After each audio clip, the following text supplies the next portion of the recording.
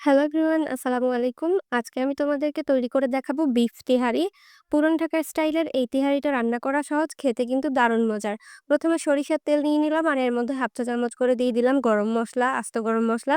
সাথে 1 কাপ পেঁয়াজ কুচি দিয়ে ব্রাউন কালার করে ভেজে নিচ্ছি আর এর মধ্যে পেঁয়াজ, রসুন এবং আদার পেস্ট দিয়ে দিচ্ছি 2 টেবিল চামচ করে। জিরার গুঁড়া 2 টেবিল চামচ পরিমাণ আর 15টার মতো কাঁচামরিচ একটু থেতো করে দিয়ে দিলাম। সাথে দিয়ে দিচ্ছি লবণ স্বাদমতো, টক দই 1/2 কাপ, বাদাম বাটা 1 টেবিল চামচ পরিমাণ আর 1 প্যাকেট তেহারির মসলা।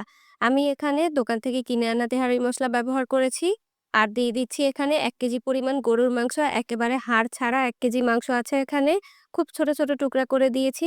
ভালোভাবে মাংসটাকে কষিয়ে নিতে হবে।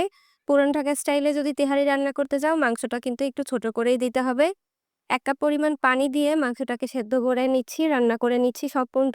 আর এটার ঝোল যখন একদম এরকম শুকিয়ে আসবে, তখন আমরা আরেকটা পাত্রের মধ্যে তেল নিয়ে নিব 1/2 কাপ, পেঁয়াজ কুচি 1 কাপ, আবার সেম ভাবে গরম মসলাগুলো নিয়ে নিচ্ছি 1/2 চা চামচ করে। এটাকেও ব্রাউন কালার করে ভেজে নিয়ে চাল দিয়ে দিব।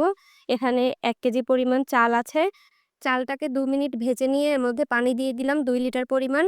এরপর যখন এরকম বলক চলে আসবে, তারপর এর মধ্যে মাংসটাকে এড করে দিতে হবে। আর চালের মধ্যে অবশ্যই চেষ্টা করবেন ১ টেবিল চামচ পরিমাণ গুঁড়া দুধ আর চিনি দিতে, এতে করে স্বাদটা অনেক বেড়ে যাবে। এরপর উপর থেকে কয়েকটা কাঁচামরিচ দিয়ে দিতে হবে এভাবে। আর দিয়ে দিতে হবে ঘি এবং কেওড়ার জল। আপনারা বিরিয়ানি এসেন্স নামে এটা কিনতে পেয়ে যাবেন যেকোনো মুদির দোকানে। কেওড়ার জলের সাথে আমি আরও ১ চা চামচ গোলাপ জল দিয়ে দিলাম। এরপর ঢাকনা দিয়ে ঢেকে ১০ মিনিট রেখে দিব এভাবে। আর ১০ মিনিট পর পরিবেশন করব গরম, গরম তেহারি। দারুণ মজার খেতে, বাসায় একবার হলেও ট্রাই করবেন। আর কেমন হয়েছে কমেন্টসে জানাতে ভুলবেন না। পেজটি ফলো করতেও ভুলবেন না। ধন্যবাদ।